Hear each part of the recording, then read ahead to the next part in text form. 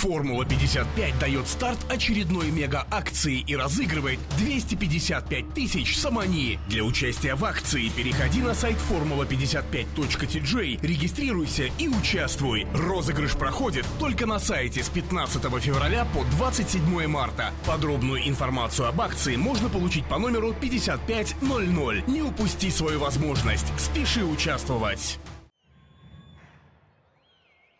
дар шаҳри Тошканди ҷумҳурии Ӯзбекистон мусобиқаи Гранд-слам оид ба ҷудо бо маром ҷараён дорад. дар рӯзи дуюми мусобиқа 4 ҷудокори меҳан ба рӯи татаме баромаданд. Сараввал дар вазни 73 кг Муҳаммадшариф Наҷмуддинов дар даври аввал бо намояндаи Туркманистон Фарҳад Назаров рақобат намуда дар вақти асосӣ бо як усули олӣ иппон кор намуда ба даври дуюми мусобиқа баромад, ки ӯро дар ин марҳила намояндаи мизбон Муродҷон Юлдошев интизор буд. дигар бора собит кард ки маҳбуби мардуми Тоҷикистон сафедпӯши дар майдон буда. ҷудокори ӯзбек дар даври аввал озод буд. новобаста аз он ки Муродҷон Юлдошев нафаси тоза дошт, дар ин нерӯсанҷӣ Муҳаммадшариф фаъол буд, вале ҳамлаҳои бардуруғи ҷудокори ӯзбек доварро ба ин водор намуд ки то поёни вақти асосӣ ба Муҳаммадшариф дуогоҳӣ бидиҳад. дар вақти иловагӣ барои ба даст овардани имтиёзи тиллои Муҳаммадшариф Наҷмуддинов ибтидо имтиёзи заруриро ба даст овард, вале доварон баъди такроран тамошо кардани ҳолат имтиёзро аз ӯ гирифтанд ва баъди як ҳолати даст ба гиребон шудан довари асосии рақобат ба ҷудокори мо огоҳии сеюмро доду варзишгари мизбон пирӯз шуд ва ба даври сеюми мусобиқа баромад.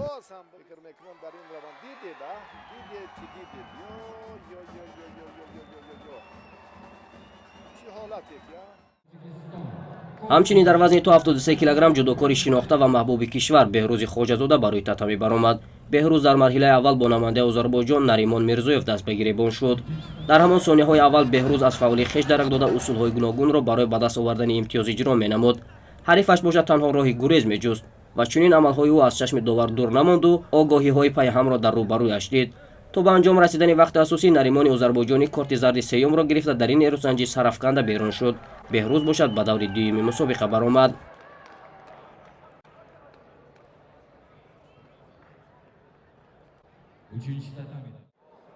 дар даври дуюм Беҳрӯз бо ҷудокори сарсахт ва бо маҳорати шветсарӣ Нилс Стамп рақобат намуд.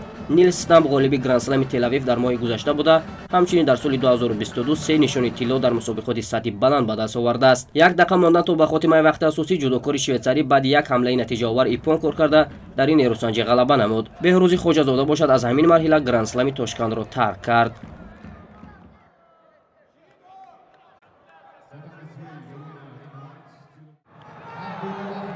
вазни то 81 килограмми рақобатҳо низ барои ҷудокорони тоҷик бобарор шурӯъ шуд.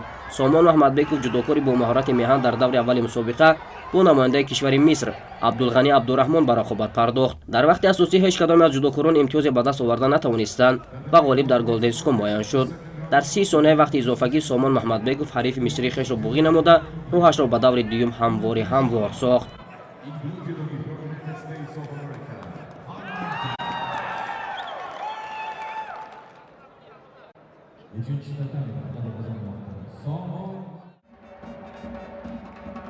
ҳамчунин дар вазни то 81 кг Муҳаммад Абдуҷалилов муаррифгари кишвари мо буд. Муҳаммадҷон Абдуҷалилов дар даври аввал бо Маъруф Хидирови ӯзбекистонӣ рақобат кард. мутаассифона Муҳаммадҷон дар нерӯсанҷии мазкур бо имтиёзи иппон шикаст хӯрда аз идомаи рақобатҳо бенасиб монд.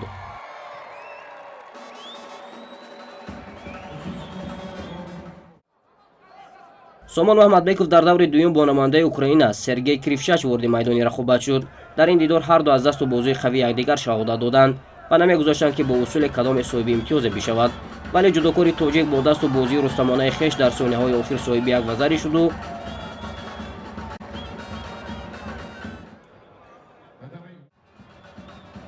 ҷудокори саршиноси меҳан Сомон Маҳмадбеков дар даври чоракниҳоии муқобили мизбони мусобиқа барандаи се нишони биринҷӣ дар мусобиқоти Гранд-слами соли 22 Шарофиддин Болтабоев қарор гирифт. дар ин рақобати ҳассос ҳарифи ӯзбеки Сомон бо гирифтани се огоҳӣ тан ба мағлубият доду Сомони мо ба марҳилаи ниманиҳоии мусобиқа баромад, ки ӯро дар ин марҳила ҷудокори қавқозитабори кишвари Австрия Шамил Борчашвили интизор буд.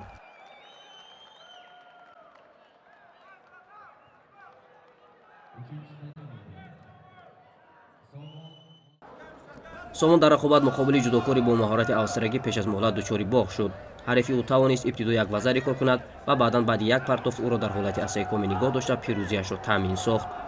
ولی برای سومانی ما این آخری کار نبود، چونکه او برای به دست آوردن مدال برنجی با ورزشکار دیگری استرالیایی واچید بورچاشویلی دست به گیری برنز خواهد شد.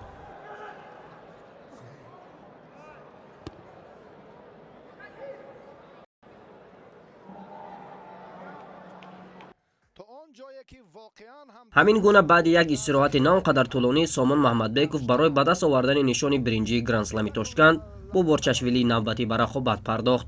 سامان در همان ثانیه‌های ابتدایی یک وضع ریکورد کرده برتری خویش را تا انتها نگاه داشت و اولین نشان خود را در مسابقات محتشم گرند اسلم به دست آورد. همین گونه دو روز مسابقه مذکور برای مردم شرفمند تاجیک و تاریخ جدای میهن صفحه فرح بخش را روگردان نمود.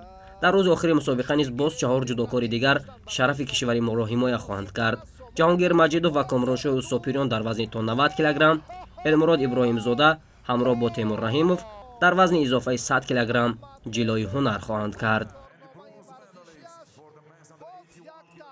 سامان محمدبیکوف پهلوانی نامور کشور با دریافت زینه سیومی افتخاری شرفی.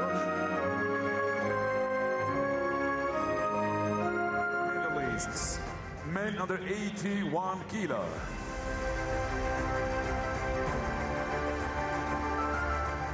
سامان جان غلبه مبارک باشد. چطور می‌بینیم بعد از گذشتن به وزن 81 کیلو این اولین مدال در گرند اسلم ها است. پیشتر در چمپیونات آسیا شما مدال به دست آورده بودید.